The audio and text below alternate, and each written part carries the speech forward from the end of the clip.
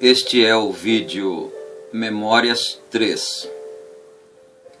Por volta de 1977, nós escrevemos uma carta para Goiânia, para a palavra original. E eu, ainda com um pouco de medo de estar sendo enganado pelo falso profeta, porque o Senhor Jesus Cristo disse que os falsos profetas viriam e enganariam a muitos, se possível, até os escolhidos seriam enganados. Então, eu escrevi uma carta para Goiânia, pedindo...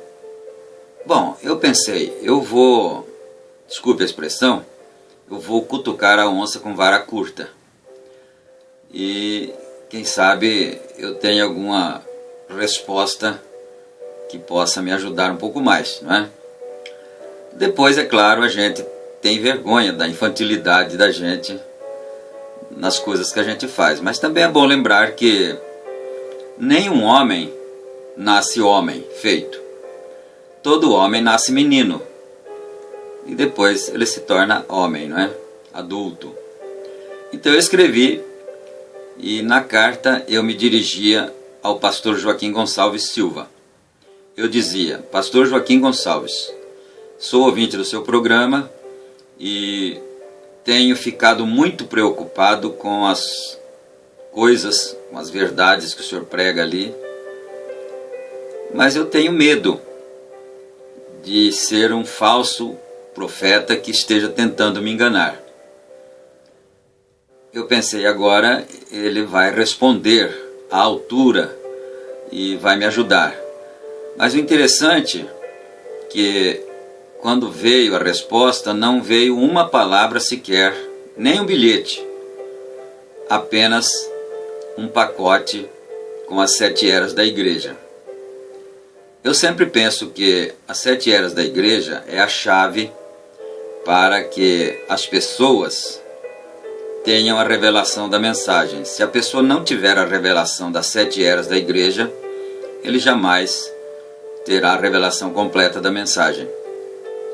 Na época, eu estava fazendo seminário e, na verdade, a igreja em que eu congregava estava esperando que eu terminasse o seminário para então eu assumir o cargo de pastor regional nesta região aqui de Campinas, no estado de São Paulo. Aí, quando chegou o pacote de livros, né?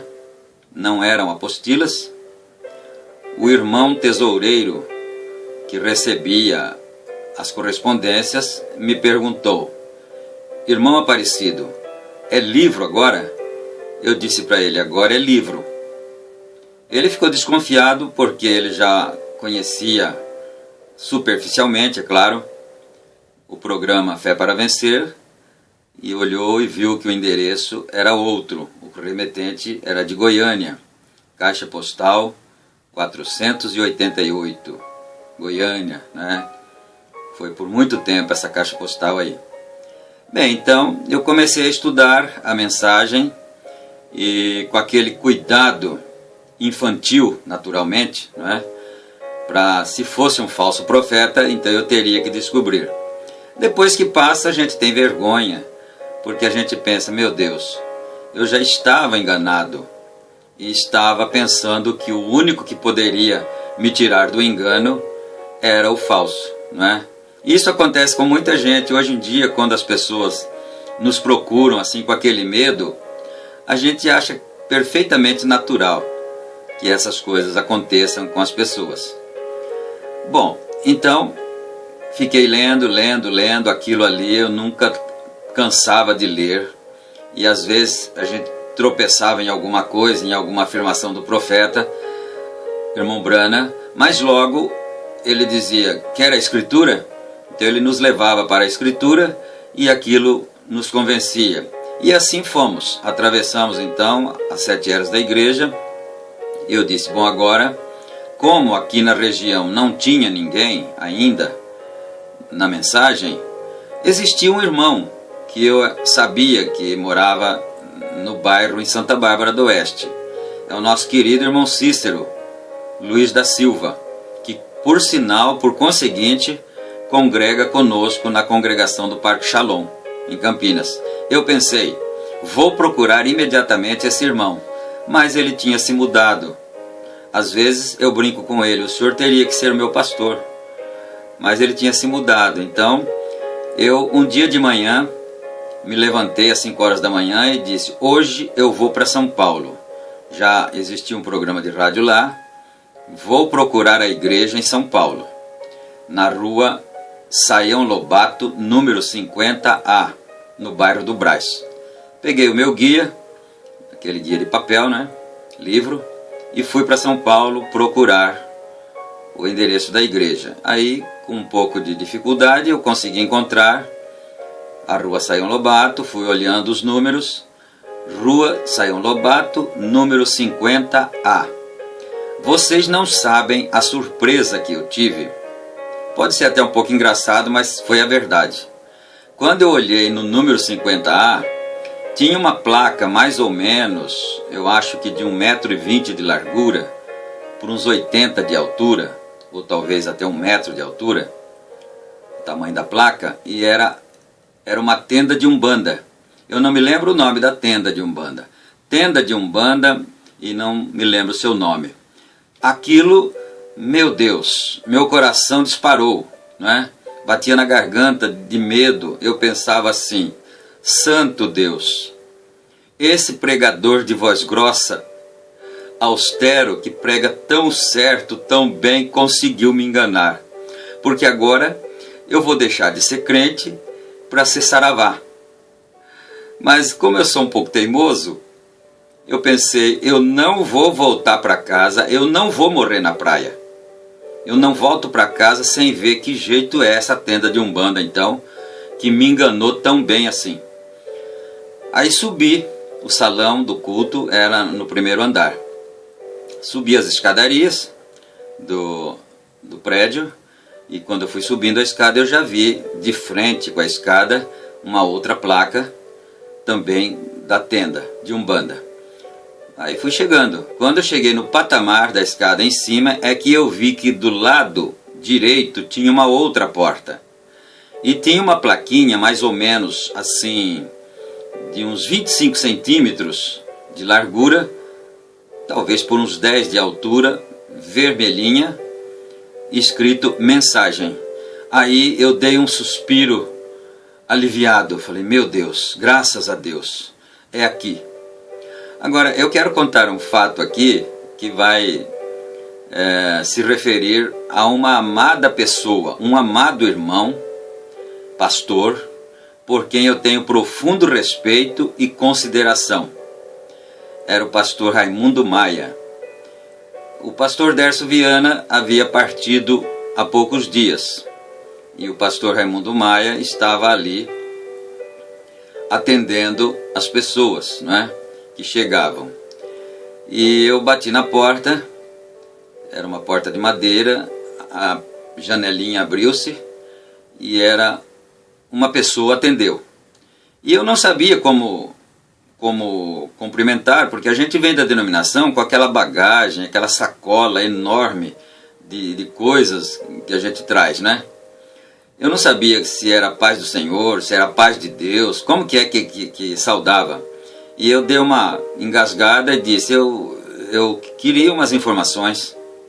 Agora observe vocês, se esse vídeo chegar ao conhecimento do pastor Raimundo Maia, ele vai rir bastante, não é? Ele era jovem, eu não sei exatamente se ele tinha uns 22 anos, por aí assim, e ele não é uma pessoa de grande estatura, né? Pequena estatura, não era gordo, era magro. Então, era um bem jovem mesmo, parecia um jovenzinho. E ele estava com a cabeça raspada. E ele estava com uma camiseta dessa, tipo gola de padre, que chama, né? Camiseta de gola alta assim, fechadinha e vermelha.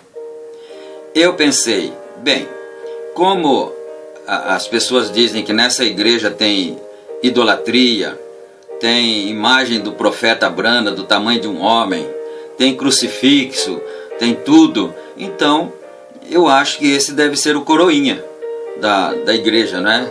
Sinceramente, na minha ingenuidade, eu pensei isso. Deve ser o coroinha, então.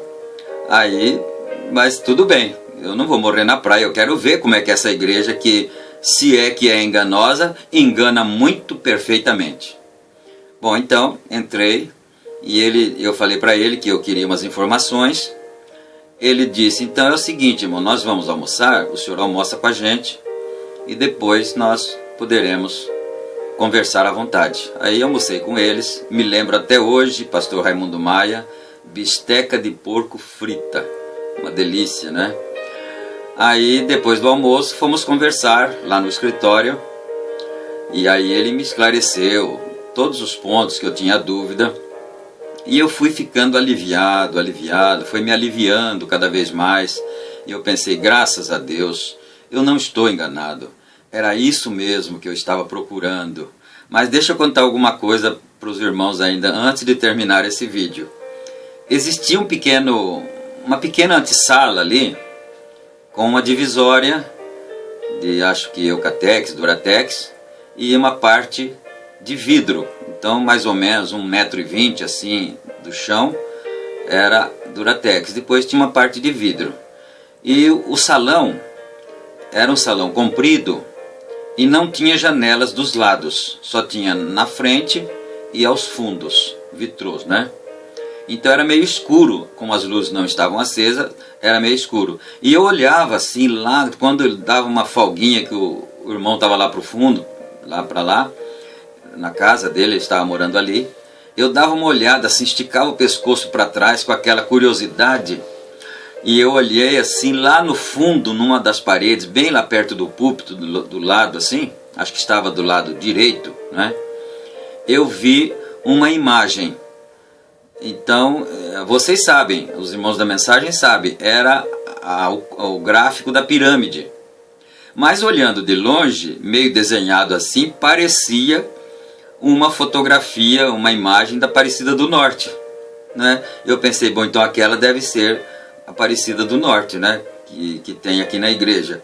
Vocês vejam só a ingenuidade de uma pessoa que pensa saber tantas coisas, que está na denominação. Hoje em dia, eu não condeno as pessoas que estão nas denominações e que não conseguem crer na mensagem, porque isso é por predestinação. Eleição e predestinação. Se não for assim, as pessoas não conseguirão. Elas julgam mal o profeta de Deus. Esses dias eu estava falando com um amado irmão e ele estava nos criticando, dizendo que nós somos idólatras, porque nós idolatramos o profeta. Eu disse, meu amado, não fale coisas que você não tenha certeza. Você terá que responder no juízo por essas coisas. O profeta irmão Brana foi o homem mais honesto que eu posso ter conhecimento, de quem eu possa ter conhecimento. O profeta irmão Brana teve um ministério verdadeiro, sério. Não faça isso, meu amado, não é? Porque depois você terá que responder. Então a gente fica com pena. O amor divino, o amor fraternal, compadece-se. A gente sabe por que o Senhor Jesus Cristo, quando recebeu a visita daquele jovem rico, e ele disse, bom mestre, o que farei para herdar a vida eterna? Ele disse, sabes os mandamentos? Ele disse, sei, isso eu faço desde criança. O Senhor Jesus Cristo disse, então agora falta-te uma coisa. Vai, vende tudo quanto tens, distribui para os pobres, e vem e segue-me, e terás um tesouro no céu. E o rapaz retirou-se, cabisbaixo, entristecido, porque era muito rico. E o Senhor Jesus Cristo, a Bíblia diz que o Senhor Jesus Cristo o amou.